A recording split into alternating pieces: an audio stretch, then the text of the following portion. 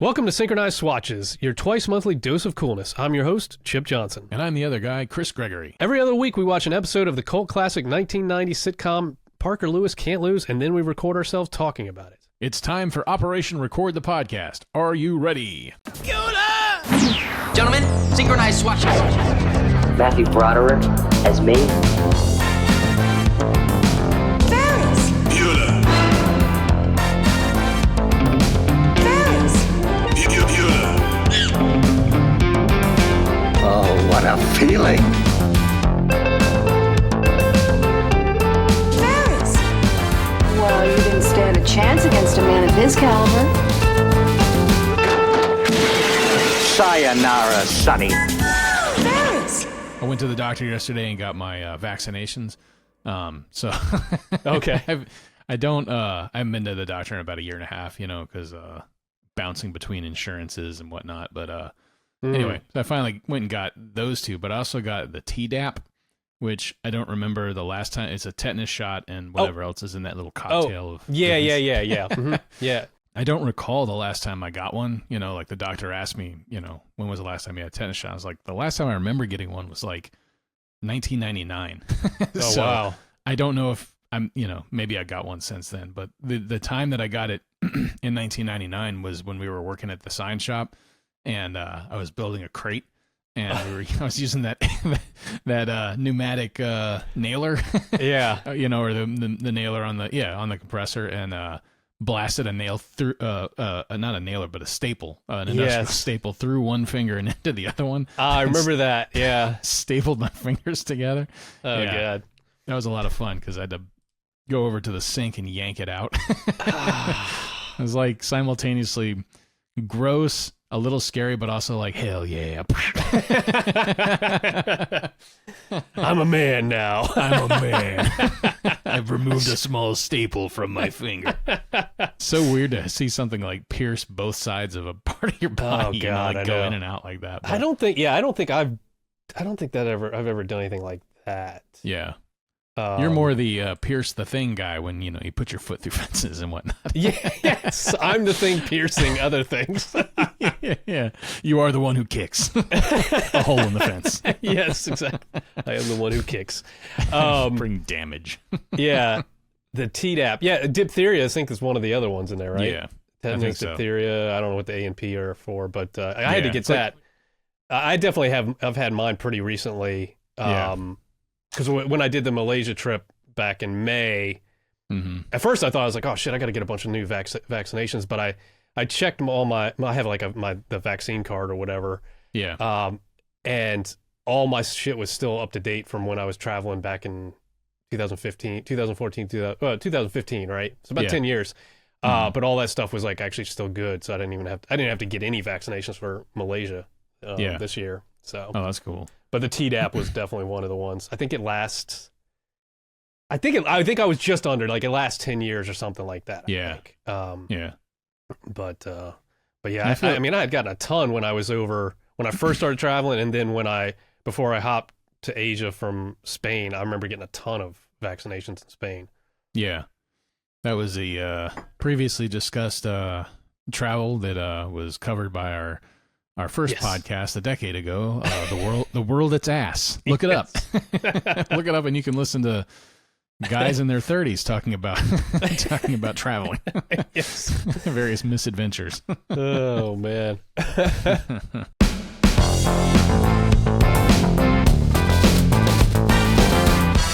Up yours. Thank you very much. This week on Swatches, a very special episode. Yeah, this week on Synchronize Swatches, a very special episode. Yeah, today we're covering Season 1, Episode 1, the pilot of Ferris Bueller. So this episode aired on Thursday, August 23rd, 1990, and it aired between reruns of The Cosby Show and Cheers, so I don't know if you could find a better spot at that time in the schedule for this show to be in, Yeah. And it ran opposite reruns of Married with Children, The Father Downing Mysteries, and 48 Hours, which I thought it was interesting. They did reruns of 48 Hours. Like, I don't know. I was thinking that as like a news show, but I don't know. Maybe it's like a magazine show. I don't know. I haven't watched it in 20 years. So Yeah. I mean, August 23rd, 1990. On this date, the country of Armenia declared its independence from the Soviet Union, so that'll place us in history here. Yeah. And East and West Germany announced their intention to reunite on October 3rd of 1990. I actually lived there when that happened, when those countries reunited. Yeah, that's when I was living there. And it's funny because, like, I knew that was the date because, we lived there for 5 years after that. And I remember riding with, when I was in high school, got a ride home with a couple of people, with somebody's mom, and a couple of their students. And it was on October 3rd, and they were talking about, like, why is the traffic so thin today? Was it a holiday or something? And I told them, I was like, I think it's German Reunification Day. And they all laughed. They all laughed at me, like, that's silly. What? I was like, you ahistorical fucks. That's the last time I share any knowledge with you people. Yes. Oh, man. I still haven't gotten over it. All right, so this episode was written by John Mazius. I hope I pronounced that correctly. He's one of the developers of the show. He was also a writer-creator of St. Elsewhere and the show Dead Like Me. Did you ever watch Dead Like Me? No, I never did. Yeah, I've seen like 1 or 2 episodes. I used to get it mixed up with 6 Feet Under. It's not the same show. Yeah. But anyway, so he's also a writer-creator on Touched by an Angel, another show I haven't seen much of. Did you ever watch St. Elsewhere? A little bit. I've watched it here and there. I've always thought about going back to watch it. I want to go back and revisit the whole thing, like from start to finish. I've definitely seen episodes, and it's it's like right up my alley. Like, it's just so weird. Right. It's interesting that he's a creator, because like another one of the creators of St. Elsewhere went on to do Northern Exposure, which is like one of my all-time favorite shows. And it's got that weird kind of surrealness to it too. Northern Exposure does. Right. But yeah, it's St. Elsewhere. I've only seen them random episodes, right? Yeah. But it's definitely one I'm like, I need to revisit that show. That's the one that Denzel Washington became like kind of known for, right? That was like his breakout role. Okay, yeah. So this pilot episode was directed by Jonathan Lynn, who was also a writer on the movie Clue, and Great a writer, movie. a fantastic movie, and a writer on the movie Nuns on the Run. Do you remember Nuns on the Run? Did you ever see that one? I don't actually, but I have on my shelf behind me in the VHS section. Yeah. I actually have Nuns on the Run on VHS. That's awesome. Well, yeah, because and I haven't watched it, but it came because Dawn's aunt passed away about a year or two ago, and she just had a whole bunch of VHS, and one of them's like a copy of Chud that was taped off of HBO or something, like a homemade tape of Chud. Like her aunt had some just random stuff, man. But Nuns on the Run and this homemade tape of Chud. We got those, but I have yet to watch Nuns on the Run. It's funny because like I feel like anybody our age, if you ever ask them if they've seen Nuns on the Run, the only thing anybody remembers is there's one scene, and if there's anybody out there who's seen it, they might already be thinking of it. There's one scene where this has Gene Wilder in it, right? Mm-hmm. Mm-hmm. There's a scene where he's standing in the shower in a outside the shower while I don't know if it's one of the nuns or what is in there taking a shower, and she reaches out for a towel. She doesn't know he's there. And she reaches out for a towel, fully exposed from the waist up, and he hands her the towel because she's reaching around for it, like that comedic thing. Right. And it's like the only thing I remember from that movie. Of course. I was probably 12 when I saw it, and it's like, a topless nun. I mean, how do you forget? You can't forget that. You're right, yeah. So, anyway. Oh, God. You're all thinking it right now, too.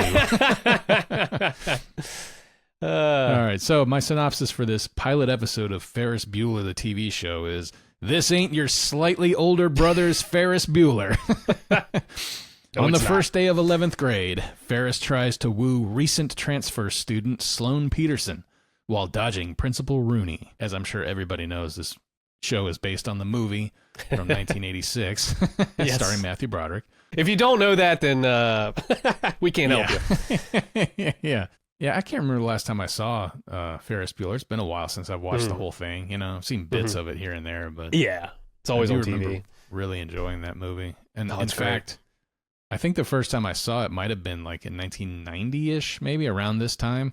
I remember my parents renting that, And then shortly thereafter, like a couple of weeks later, renting a couple of movies, and one of them was Glory. So it's like I got to see both ends of the Matthew Broderick spectrum there within a month. It's pretty crazy. Yeah. All right, so we start off here in Ferris's bedroom. It's 7:02, and a digital alarm clock wakes Ferris Bueller, played by Charlie Schlatter. Yep. Schlatter. His other credits include Diagnosis Murder, and he's also a prolific voice actor. Yeah, he's got a huge credit list of voice acting. So he immediately breaks the fourth wall when he wakes up, addressing the audience. Of course. Life is one damn thing after another. Mark Twain said that after he changed his name. I'm Ferris Bueller, and I've never changed mine. Once they put me up on the big screen, it was out of the question. But come on. Matthew Broderick as me? No way. He's too white bread. And he then produces a chainsaw from his closet and cuts the cutout in half. Which, at this moment, I'm sorry, go ahead. It's just two-dimensional, two white bread. I'm like, is that the pot calling the kettle black or what? No, right? Pot calling the kettle white. Yes, exactly. Calling the kettle white bread. Yeah. Jesus, yeah. And it was weird, too, because it's this strange meta moment where he's like talking about his name being up on movie marquees, right? And on the big screen. And he pulls out a picture of Matthew Broderick, and then it's not really ever addressed again. So I'm not sure exactly what is supposed to be happening here. If it's just like this is a different like universe space where he's talking directly to the audience. He's aware that there was a movie, but nobody else is. You know, it's very strange. I thought it was going to be like a running gag, but I mean, because it's like they're playing like that, and then you're like, okay, well, then you expect like his parents and his sister would know, like, oh, they made a movie about you. It's such a weird meta, like half meta. I don't know what it is. It's very strange. So he cuts this cutout in half, and he says, "This is television. This is real." And then we cut to the bathroom where Ferris's sister, who is played by Jennifer Aniston, right. What are some of her more known credits that we have listed here? Probably she did one episode of Quantum Leap. She was in Mac and Me. And I see here you have some movie called Camp Cucamonga. But I will say there's a glaring error. No, omission. That's all of her. That's all of the credits. Glaring omission here. Leprechaun.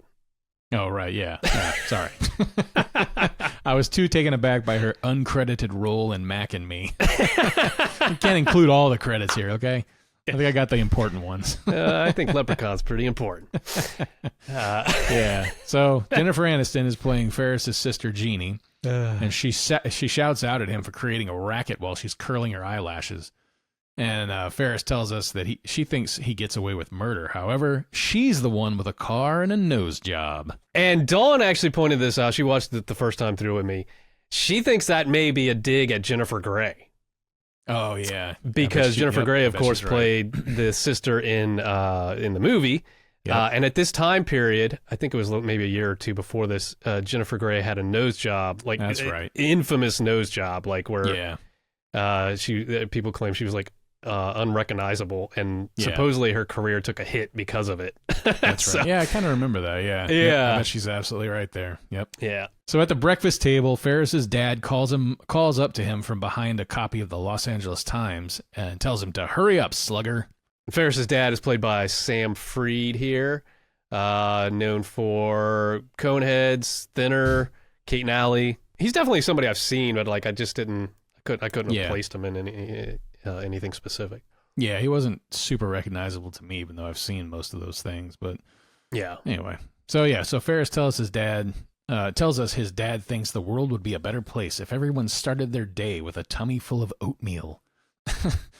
Ferris's mom then calls up to him, telling him he'll be late for school. Ferris's mom, played here by Christine Rose. I don't recognize really any of her credits. Well, Heroes. I never watched Heroes. I didn't either, no. What Women Want from 2000. I don't even know what that is. Oh, that's that Mel Gibson movie where he can hear women's thoughts and... Oh, God. Oh, yeah. Makes him the perfect man. Oh, Mel Jesus. Gibson, the perfect man for all Yes, these of women. Course. Yeah. Great movie. I think there's actually a sequel, too. There was a sequel that came out a couple years ago called What Men Want. Same Lord. premise. Yeah. So, yeah. I thought it was funny, too, that, like, the first look we get at Ferris's mom, she's calling up to him, telling him he's going to be late for school, which is the exact same way that Parker's mom was introduced in the pilot of Parker Lewis. Yeah. So Ferris says his mom loves him like a rock, which is an odd phrase, but yeah. But she worries that he doesn't get enough sleep. And he tells us that he's 16 and his life consists of 2 states of consciousness, un and sub. He then proceeds to introduce us to the rest of the cast using his desktop computer. And the capabilities of this computer would have blown me away in 1990 if I'd actually seen something like this in real life. Totally. All the pictures have really nice resolution. There's actual video. You know? Yeah. So Ferris brings up Cameron on the screen. Who's played by Brandon Douglas. Credits include Falcon's Crest, Dr. Quinn, Medicine Woman. And that's about it.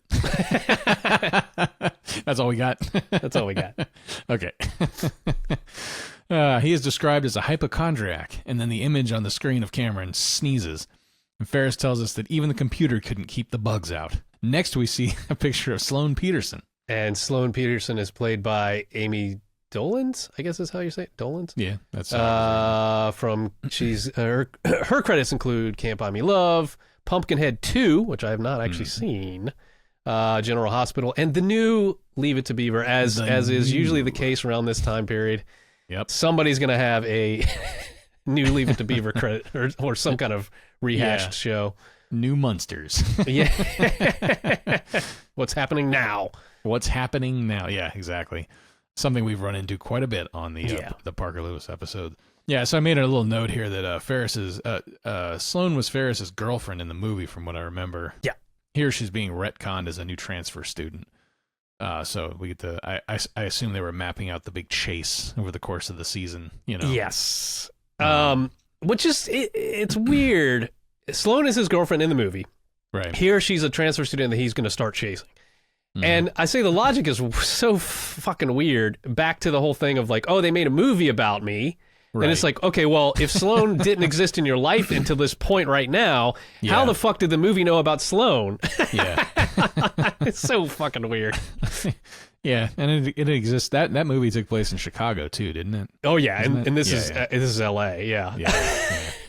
This is all fucked up. Anyway. And also, we're almost through the credits, so we won't be tripping over this bullshit for much longer. Yeah.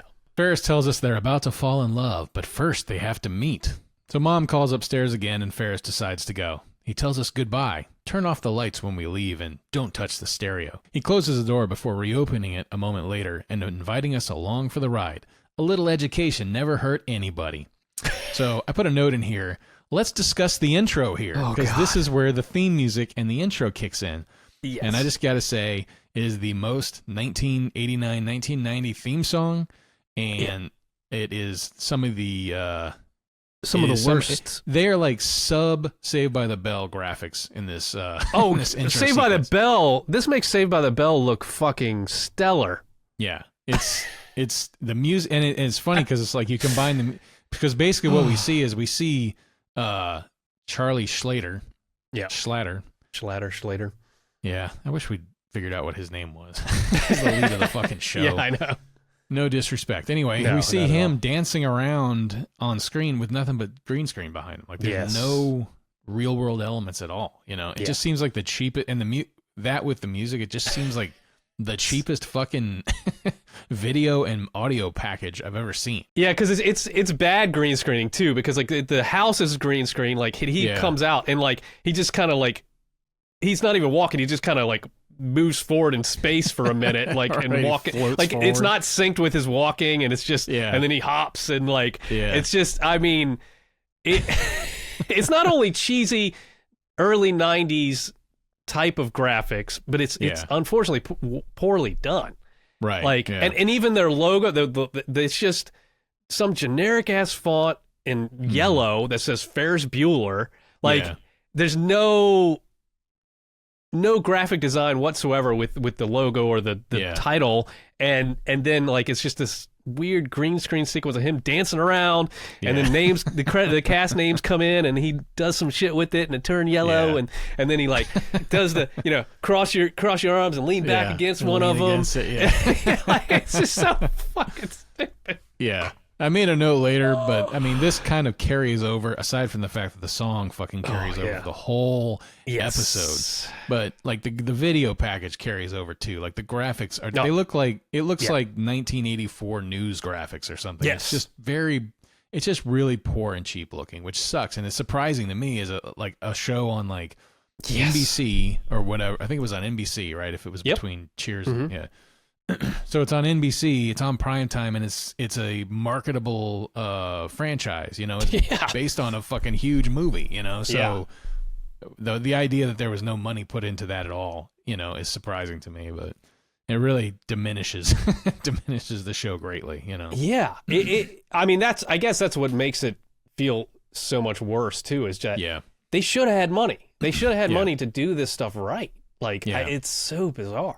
Yeah, the Saved by the Bell comparison is pretty apt, I think, because it looks like something you would see after school, or whatever. Yeah, on Saturday. Yeah, it did not look like a primetime show. Right, exactly. Right. So in summation, we did not like the intro. We thought it could have been done better. Oh man, even at the time. Okay. So maybe I mentioned the music later on here, but. Maybe they just blew their whole fucking budget on all the popular music, because there's a lot of popular music in here. That's true. Big, like hits and shit. So I think they blew their wad on the music. yeah, pretty much. And not the intro music, but like the incidental music or whatever. Yeah. Ferris Bueller.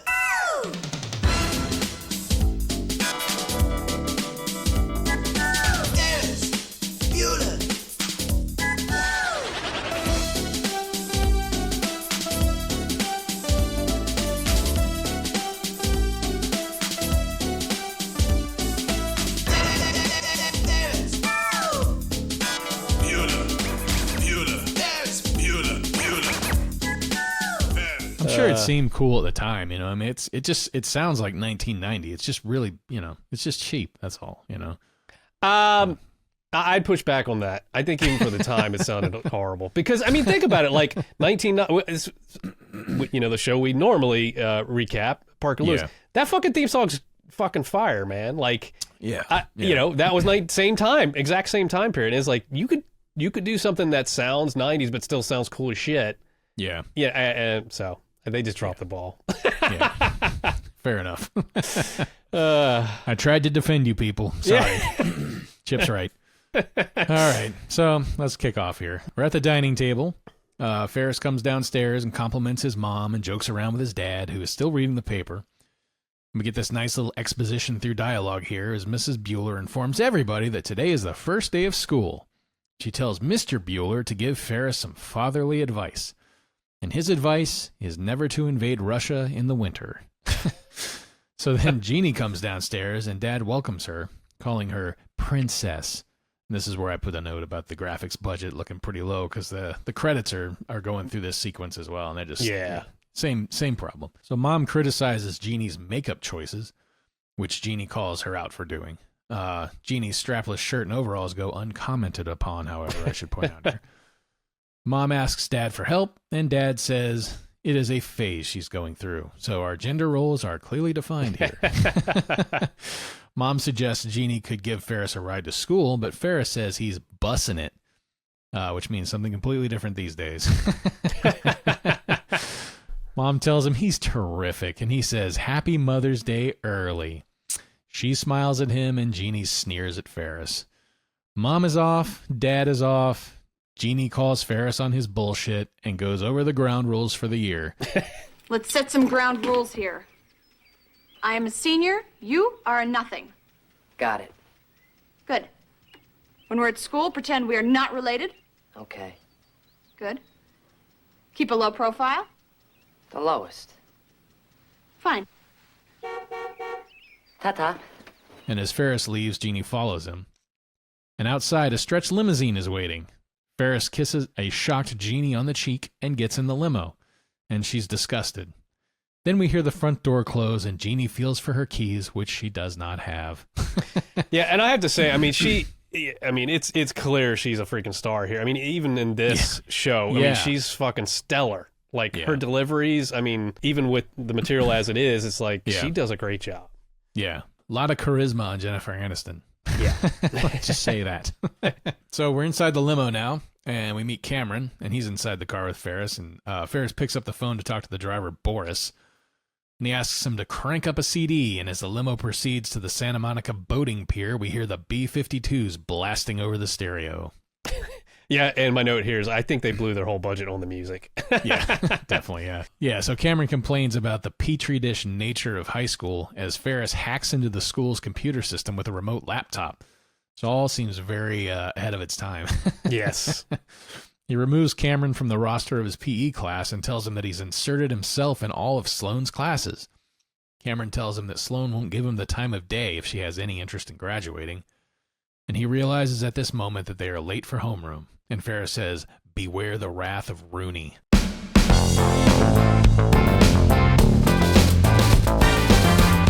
Ferris Bueller. So we're at an outdoor assembly now. Principal Rooney works to adjust a microphone on the mic stand, and his secretary, Grace, compliments him on his idea to address the students on day one. Yeah, Ed Rooney, the principal, is played by Richard Reilly here, who's his resume is humongous. I mean, he's enormous. in everything. Even now, still. He's got tons of credits from 2025. Still going. A lot of people really know him from Office Space.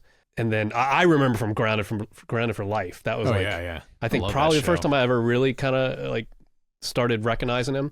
Yeah, Grounded for Life was great. I love that show. Yeah. He actually was in a very low budget independent horror film that was shot in Chesapeake that I worked on. So I actually got to meet him. Super cool dude.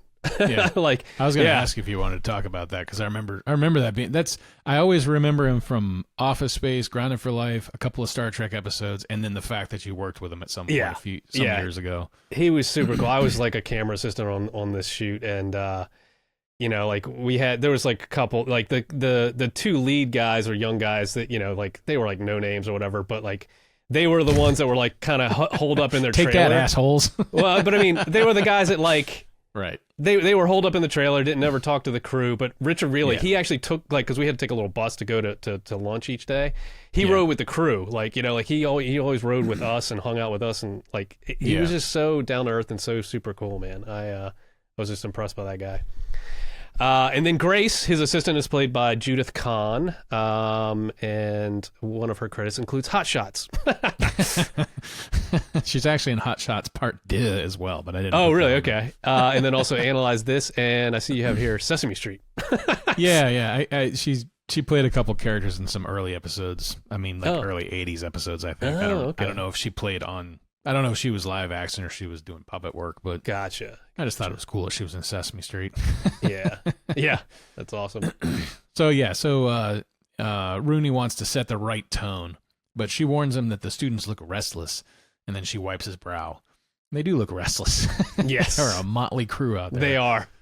Yeah, so we cut back to the limousine, and Cameron tells Ferris that Rooney is out to get him.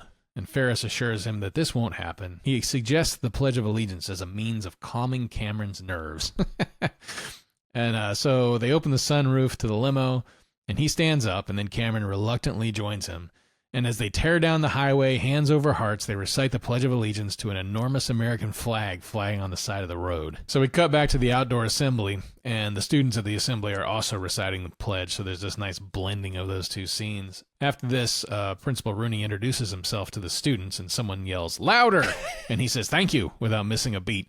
And I made a note here. This is a pretty funny recurring bit throughout this whole speech, is that someone yells insults at him, like, "Up yours!" And he's just immediately like, "Thank you." Thank you. Yeah, it's great. Yeah.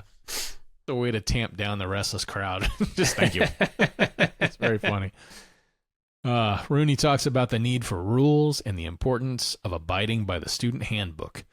Grace hands him the book, and as we pan across the crowd of dumbfounded, disinterested, and occasionally threatening-looking students. When Rooney finishes the list of rules, one student questions whether this is a school or a prison. Rooney demands to know who said that, and then he skips over this line of threatening students, like he's pointing out to the crowd, trying to find out who it was, and all these like toughs basically in the front row, including the one who said it. Yeah. Including the one who said it, and also admits to having said it as he passes over him. He passes right past him and points at this fucking Conrad Fleck type.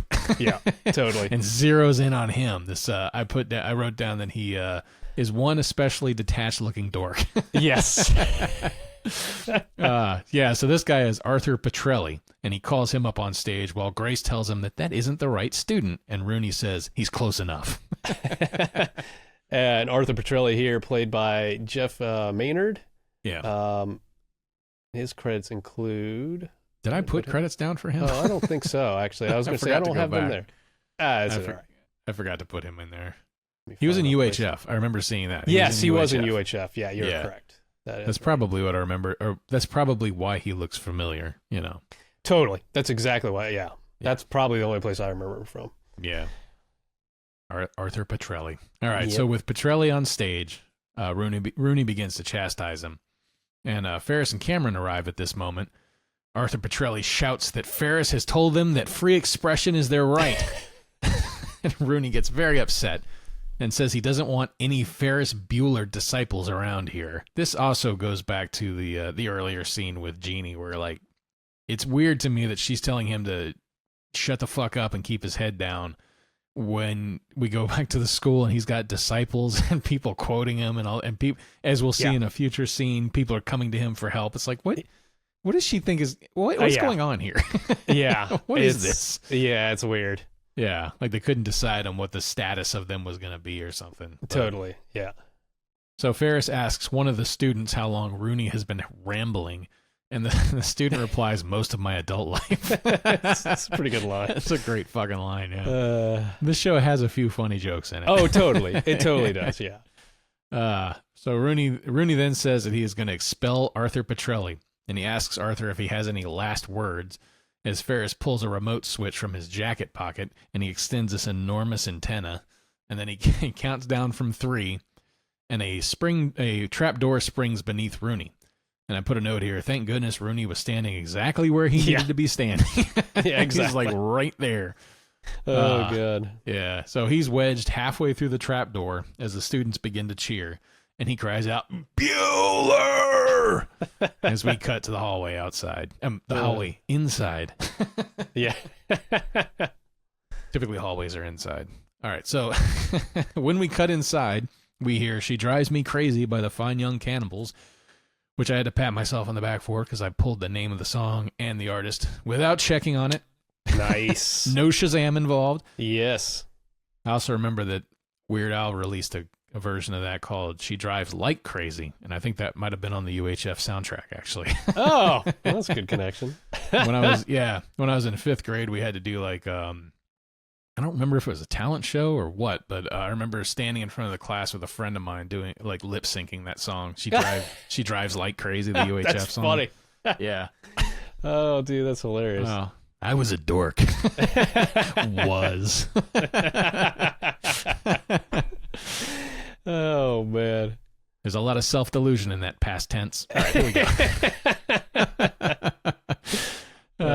All right, so they're at their lockers, and a student approaches them and thanks Ferris for getting him out of his Spanish class, and Ferris says, no problemo. And the student says, huh? So stupid. So another student approaches, complaining about how he had nowhere to park his Harley this morning. Ferris pulls out a roll of stickers from his locker and gives him one, and each of these stickers is a decal for the teacher's parking lot. The grateful student walks away as Cameron warns Ferris that Rooney keeps a close watch on the parking lots, which is foreshadowing for later. Yeah. So then 2 girls approach the locker and complain that the cafeteria always serves mac and cheese on Thursday, and Ferris suggests, how about linguine pesto? One of the girls says, rad, and the other one says, what's pesto? They shrug and walk away. And Ferris pulls out this brick of a cell phone to get in touch with food services. Cameron warns him that mac and cheese is Rooney's favorite, but Cameron has lost Ferris's attention because it's been diverted to Sloane Peterson. And Ferris tells us this is who he's been talking about, and he scampers down the hallway after her. Totally scampers. It's funny. It was funny to watch that scene too, because I couldn't help but compare it to like, obviously I can't help but compare it to our show, Parker Lewis. Yeah. With how many favors he's doing, how quickly and how efficiently, in the first 5 minutes of school, Totally. Yeah. Interesting. Like, the buds do that stuff all the time, but it seems like, I don't know. It seems more targeted. Yeah. Yeah. So Jeannie then arrives at school and runs into Principal Rooney in the hallway. You're late. Know what that means? Yeah. I won't go to heaven. And her line is, "Yeah, I don't get into heaven." It's honestly, as it's written, it's not a great line, but the way she delivers it, it's like it lands. Yeah, yeah, exactly. So we're in the classroom now, and first up is Latin class, and we're already conjugating verbs on day one of school. Ferris informs us that Latin is the father of the Romance languages, and he then proceeds to conjugate the word love in Latin to Sloane, who is either ignoring him, can't hear him, or isn't actually being subjected to any of this because it's all in his head. It's really hard to tell because he's turned and he's talking to her. Yeah. But she's not responding at all, Yeah. That's a great point, because it's like, I feel like, they do this kind of shit in Parker all the time.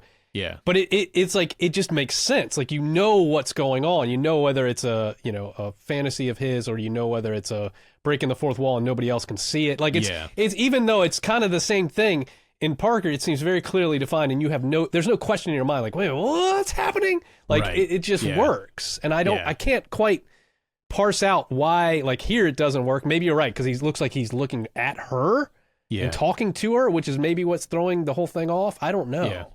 I think part of the thing is that on Parker Lewis, he does all this stuff, and he does a lot of stuff in voiceover. Yeah, yeah. And in this, they kept the whole Ferris Bueller talking to the camera thing. So that's true. All of his internal dialogue and whatever is like verbalized. So it's hard to tell the difference. It works in some of these cases where he's looking right at the camera. But I think you're right. I think is a great point. Like you said, he's looking at her. Like he's talking to her, which is so fucking, and she's ignoring him. So it's just, that's what's throwing the whole dynamic off, I think, as far as the fourth wall thing. Yeah, it's bizarre. Yeah, it's hard to tell. So So then there's a little Roman numeral joke here about him needing to be home by V, and we cut back outside. Cut back inside. What? I can't get outside and inside right here. Okay, we cut back out fucking side. We're outside. Are you dyslexic? I don't know what's going on. So I can't read. Yeah, and so starting with this scene here, because there's a little like I wouldn't call it a montage, because it's just a collection of scenes and the sequence here that this Latin class is beginning. The horrible theme song starts playing under this scene, and it plays under the rest of this whole sequence, and at times the audio is brought up, the volume on the theme song is brought up for the punctuations. Yeah, so. I mean, the song is playing in my head right now as we're talking. It's just stuck in my brain. So bad. Listen to it. Look it up on YouTube, everybody. I'm going to cut it in when we talk about it, because it's so... So we're outside on the volleyball court. The PE class is playing volleyball. Ferris looks completely out of place on the volleyball court with his full coverage clothing amongst all these girls in their shorts. He tells us that life is like a volleyball game, interfacing as a team, keeping the ball in the air, and counting on the other side to make a mistake. It takes sharp eyes, good hands, and great legs. And I just wrote, huh? Yeah, I know. What? Of course, when they say great legs, they cut to all the women's legs. So he sets up Sloane, and then she totally shits the bed. She does. Hitting the ball directly into the net. It's one of the worst volleyball shots I've ever seen. Yeah. He introduces himself, claiming he may have sprained his finger. And then he introduces himself again, but she just walks away. Yeah, and then he does this weird like hand raise thing and runs backwards. Yeah. And we get the theme song volume up, and it's like, like, what the fuck? Yeah. So bizarre. Yeah. So we cut to biology class, and on day one of biology class, we're already wrist deep in dissecting frogs. Ferris tells us it takes a steady hand, and he once again introduces himself to Sloane. She slowly looks up from her frog, showing a complete lack of interest in responding when he asks her name. And we get a Bueller. Yes. And so he looks at the camera disappointed. So now we're in driver's ed, which was an interesting scene because I've never seen driver's ed represented like this before. No. everyone's seated in these like faux front car seats, you know? Yeah. And some of the students, including Ferris, have dummies in the passenger seat with them. And I presume that there's something being projected onto the front of the class, onto the wall or whatever. And I guess they're meant to be practicing driving or something. So he's got his arm around his dummy. And he tells us that basically this whole sequence is just him trying to figure out what life is like, you know, because he's just talking about the various things that life is like. Life is like volleyball. Life is like... Yeah.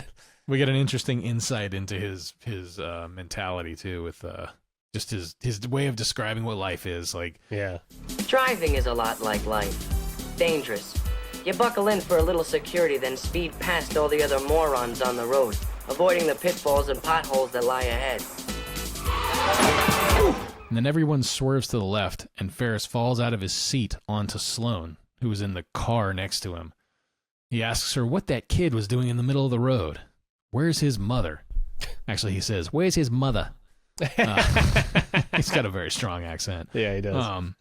And she smirks, and he apologizes for the fender bender and tells her that state law requires that they exchange phone numbers and have lunch.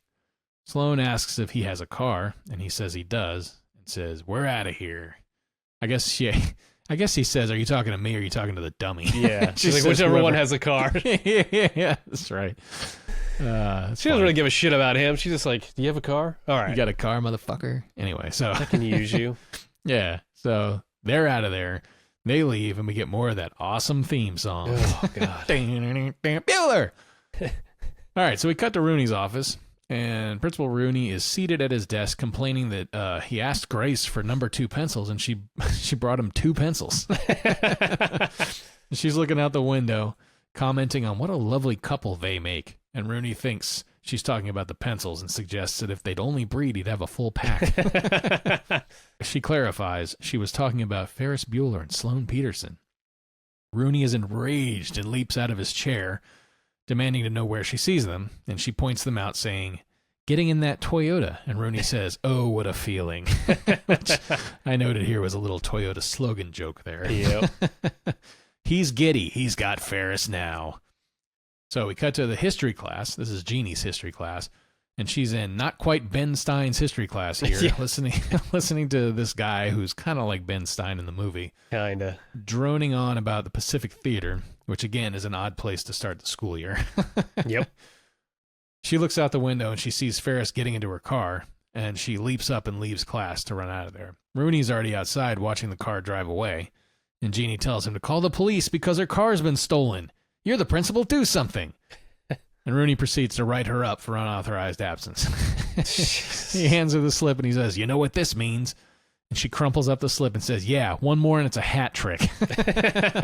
Another great line delivery. Yeah.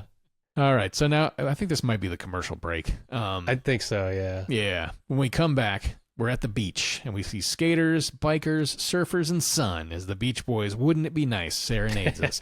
That's probably the one that cost them all their budget. Yes. That blew the whole fucking budget right there.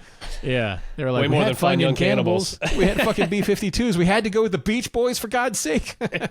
Why not Michael Jackson? Yeah. So two high school students wearing entirely too much clothing for the beach walk along the boardwalk.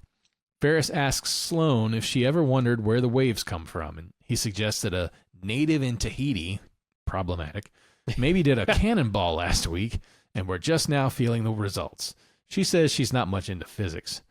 So then he asks her where the stars go in the morning, and she's not into astronomy. He says, science aside. Yeah, I know. She's a far cry from the Sloane that we know in the movie. Yeah, totally. He says that they've got a lot in common, and they sit on the beach, and she asks him what they have in common. So he says they're both juniors, they're both committed to the environment, which is interesting. He hasn't displayed that yet. Yeah. And they're both romantics. Sloane tells him that she's a little nervous because she went to parochial school and she's never cut class before. And he says he checked out the first time they had nap time in preschool, and he didn't look back until he got to the sandbox. She tells him he's brave and cute, and then she kisses him. And she says she wants to be a ballet dancer, and he says, go for it. What have you got to lose? And then she runs off into the sand and promptly falls on her ass. Just wipes out. This is the one point in the show I literally laughed out loud. The only point. just because the way she fucking falls. Yeah. She just fucking tumbles fucking in the dirt. sand. And it's just, I backed it up a number of times to rewatch. Yeah. But like, yeah, it was probably my favorite part of the whole show. It's just her falling like that. But more so, I mean, I know it's, he's setting it up, like she's a ballerina, wants to be a ballerina, and then this happens. But it's just, the fall itself is just what's funny. It's just fucking hilarious. But then also, my other note here was, does he call her a wench? What a wench. Klutzy, what a wench. At the end of the scene? I think so, yeah. And it's just like, that's such a weird... Yeah. I don't know if that's supposed to be like what a mensch, but instead saying wench, I don't know. Because wench it's so means bizarre. Something. Yeah. Wench has a meaning, so I don't know. Yeah. It's a strange line. It's why I didn't put it in the recap. I don't know what the fuck he's talking about. I'm just going to skip it. But that's okay. Yeah. So we cut back to the parking lot, and as Cameron foretold, Rooney is skulking around the parking lot, and he sees Ferris and Sloane return. So he hides behind this large pink pickup truck, like huge fucking pink pickup truck. Fucking monster truck shit, man. And Ferris and Sloane are slowly walking back to the school when Rooney leaps out from behind the truck. And Ferris assumes a modified crane stance. It's just really dumb looking. Yes. Rooney accuses them of being off campus without authorization. And Ferris claims that Sloane was having a tonsil emergency. I think he said it was swelling. Her tonsils were swelling up or something. Yeah. So he took her to the hospital. Rooney demands a doctor's note and x-rays, but Ferris tells him it was a false alarm. Rooney tells Sloane that a suspension will impact her permanent record and she won't get into college. She'll end up homeless, drifting around, pushing a shopping cart.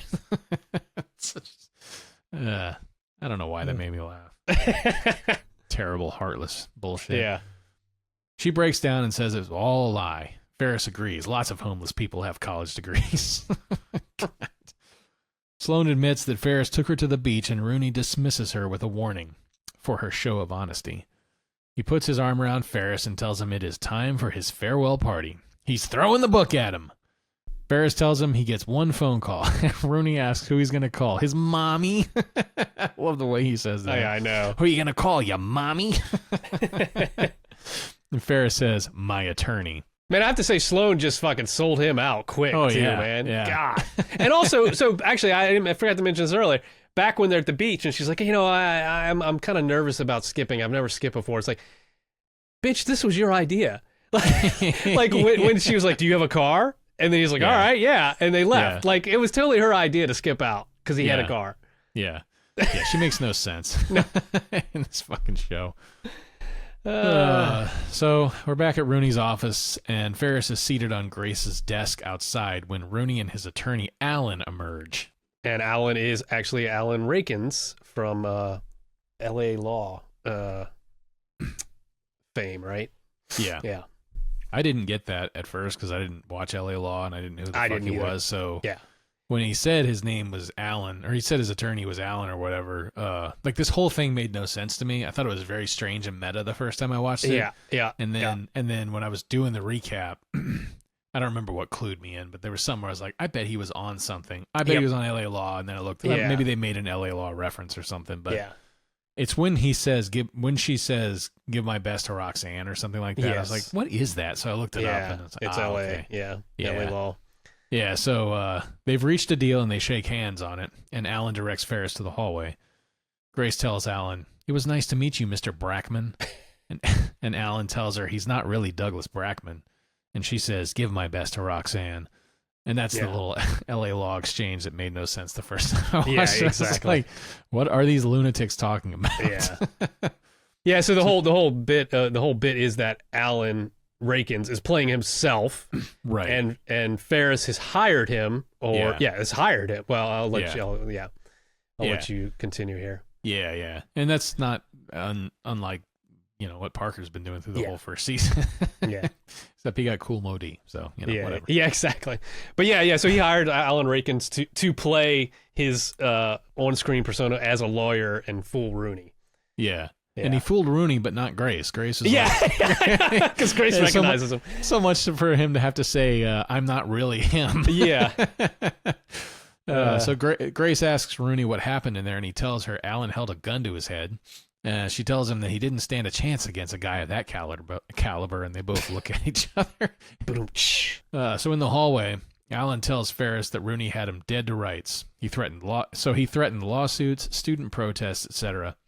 Rooney caved, and they settled on detention. Ferris protests and said he doesn't do detention, but Alan tells him it's the best he could do, not being a real lawyer. Yeah. Ferris thanks him for his time, and Alan thanks Ferris for the Billy Joel tickets. So we're in the hallway still, and maybe it's later in the day. I don't know. There's a clock that says 3 o'clock. Yeah. Rooney and Grace are standing in the hallway as Jeannie approaches, ready for detention. She protests that this isn't fair, and Rooney tells her it is a family reunion, and she realizes that they finally got Ferris, and in her excitement, she throws a hug around the principal. So inside the detention room, Jeannie walks in as the door shuts behind her, and she begins to chastise this mop dressed in Ferris's clothes, seated at the front of the class. It's very clearly a fucking costumed mop. Yes. Or whatever, you know. Dummy, yeah. But she says, wait until Mom finds out about her perfect little boy, and she asks how he'll worm his way out of this one. Back in the hallway, Rooney tells Grace he's a professional educator. He wonders if these kids think they are dealing with some sort of dummy. So back in the detention room, the Ferris dummy hits the floor, revealing the ruse. Jeannie, in a rage, kicks the dummy head across the room, and it bounces off the chalkboard and lands back in her arms. So we cut outside. Ferris and Cameron are walking away from the school, and Cameron asks Ferris if he respects his opinion, which Ferris says he does. Ever since Cameron got him off the ding-dongs and ho-hos in first grade. Yeah, he actually says, ever since you got me off the ding-dongs and hooked on the ho-hos. And I'm like, does he say? Oh, okay. Yeah. So he got him off his ding-dong addiction, but then he got him hooked on ho-hos. I'm like, is that better? It seems like a lateral move to me. Yeah. That's a good point. So for the 4th time this episode, Cameron tells him that Rooney has it out for him and he needs to take it easy. Ferris, however, is distracted by Sloane, who is seated on the curb.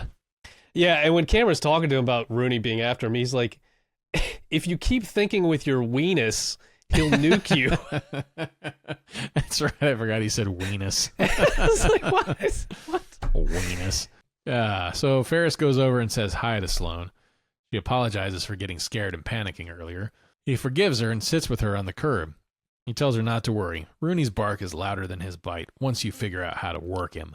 Sloane has decided, after one day, I point out here, to transfer to a performing arts high school across town, based on his advice to go for it. Ferris is dismayed. They get up to walk home, and he tells her that he'd get her books, but he has a bad back. So she takes his books, and he walks along with his hands in his pockets. So horrible. I put a note here, strange look for our hero. Oh, my God, dude. Like, what the fuck? They do not care about making this guy likable. Yeah, not at all. Yeah, and so my other note was the last popular song here is Pure by the Lightning Seeds. Okay. I had to look that one up because I recognized the song like when it was playing, but I was like, I don't know who the fuck that is. Yeah. So I had to actually look that one up, but it's definitely something like, you know, it's one of those you recognize, but I guess it was I don't even know if it was a one hit kind of thing, but it was not like any named band that I recognized. The Lightning Seeds. Thanks for doing that much research, at least. So we cut to I just wrote California road with palm trees. Yes. It just looks like a road in California. Yeah. Jeannie is driving home when she's pulled over. The officer asks for her license and registration, informing her that the vehicle has been reported stolen. He asks for license and registration again, and she hands over her license. But as she's rifling through the glove box, something dawns on her that this might be a prank. Wait, hold on. This is my brother's idea of a joke, right? I mean, you don't look like a cop. You should be taller, with a big dopey mustache. Let's continue this conversation at the station. In your dreams, Flatfoot. That's another fucking awesome line. I love that. Good. It was really fun. In your dreams, Flatfoot just peels out. Oh, God. No wonder she got that part in Quantum Leap. Anyway. So now we're back at the Bueller household. Mom is making dinner while Dad is again reading the newspaper. Different newspaper this time. Yeah. Ferris greets his parents. Mom asks where he's been, and he replies that he has been helping an orphanage. This is when the bile starts to rise to my throat. This whole fucking scene. He hands her a dozen flowers. Dad asks how school was, and Ferris says, educational. Mom asks where Jeannie is, and Ferris tells her she was involved in some extracurriculars. He says he's going up to get started on his homework, and Dad tells him he's real proud of him. And Ferris replies, you know what they say about the acorn. Dad replies, that's my boy. Fuck this guy, man. Fuck this guy, dude. The phone rings and Mom answers. It's Jeannie on the phone, and Mom asks where she is, and upon hearing her response, she says, you're where? She then hands the phone to Dad and says, your daughter has done it again. Bullshit.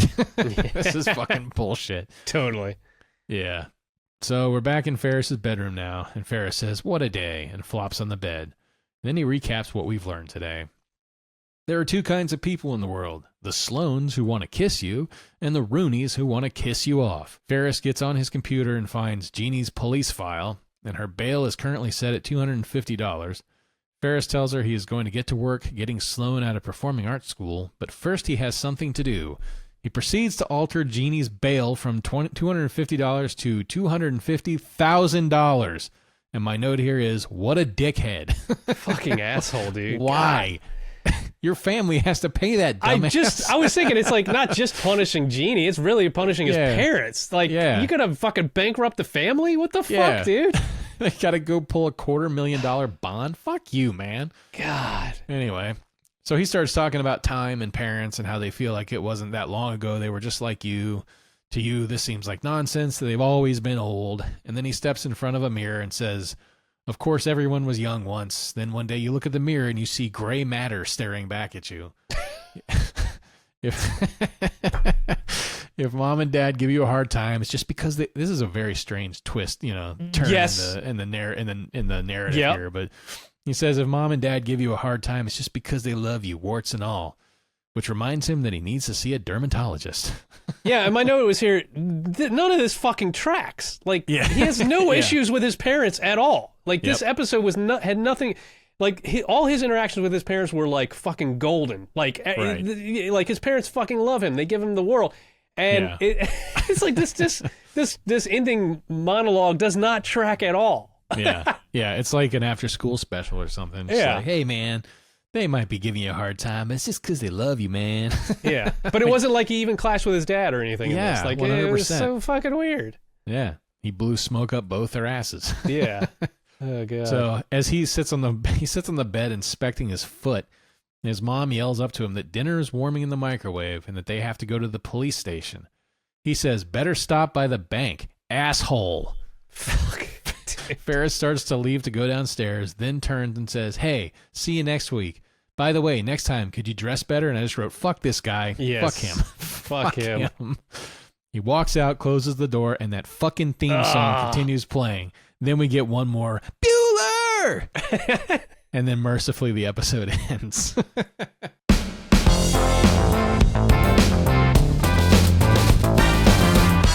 And one more thing, Worm.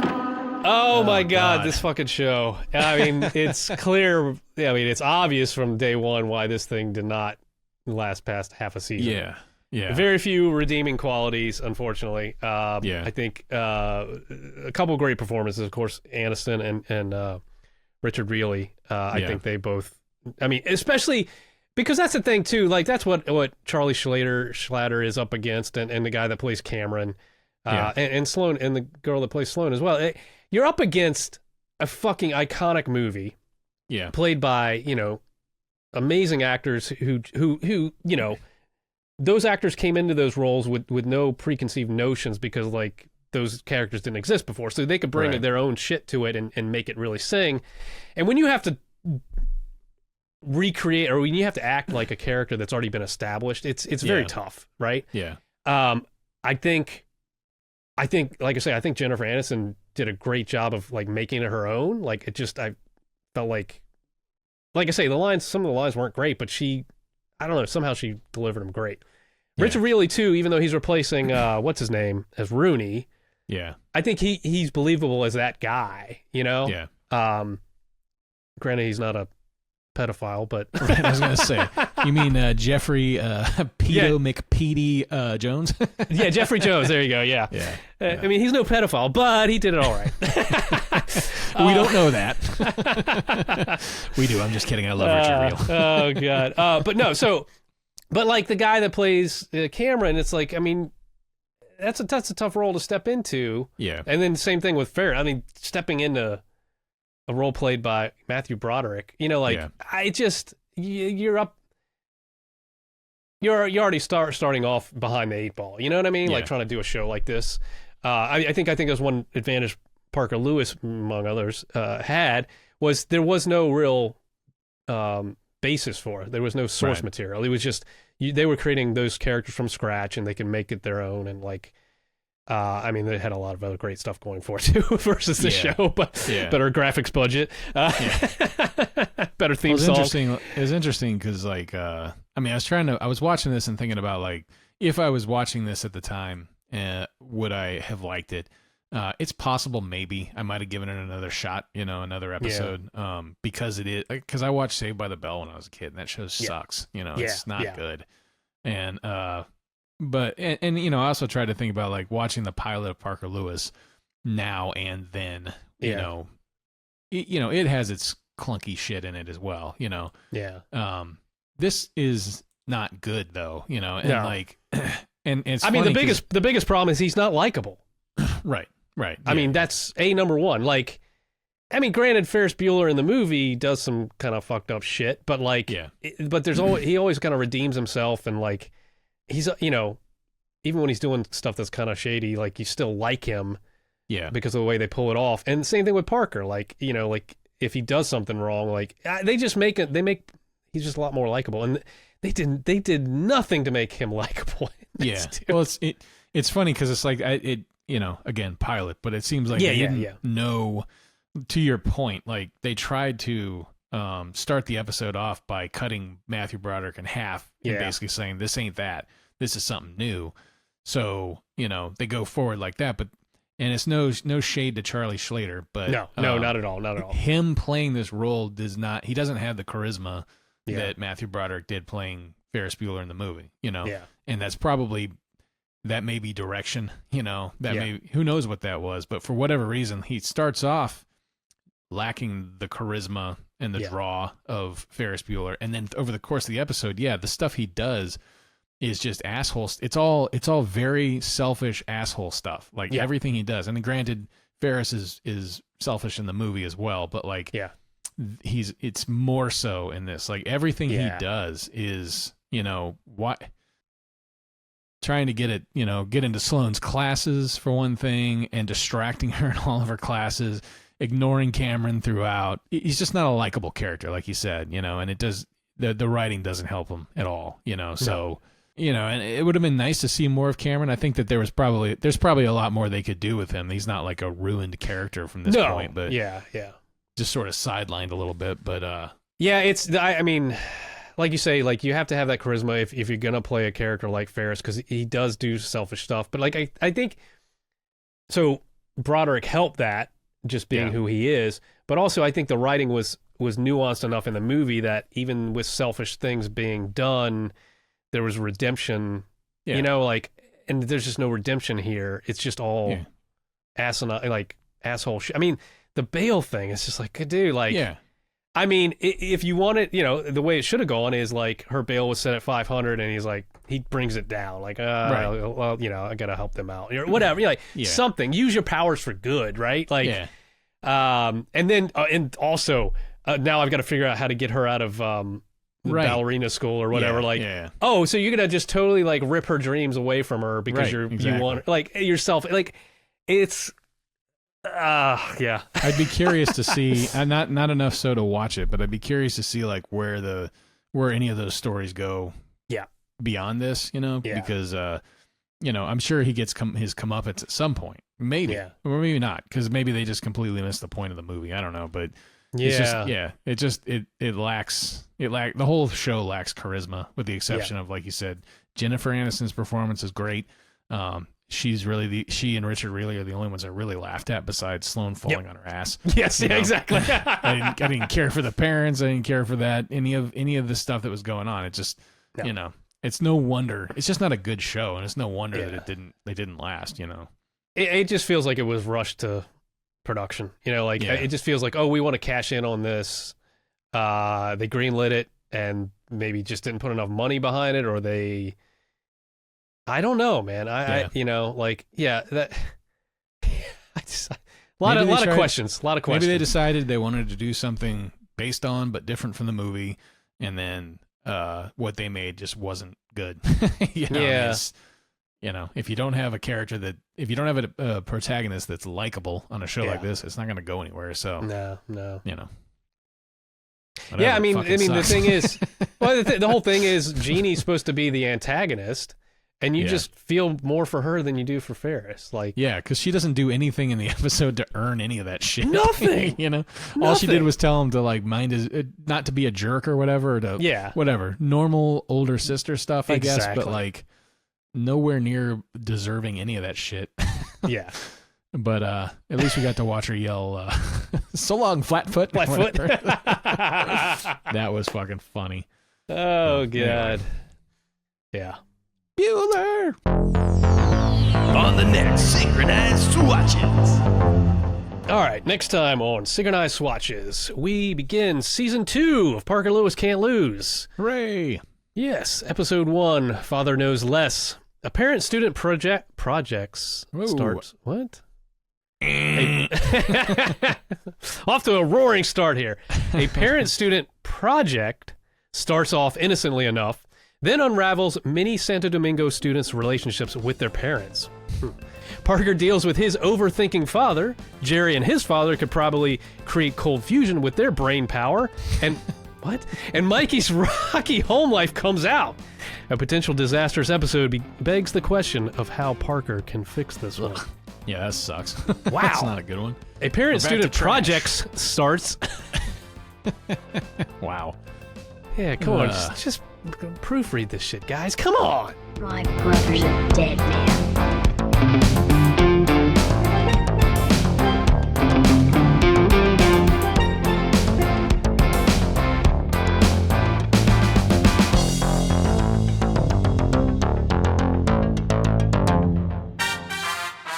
My friend Jerry said you guys were going to do something really neat today.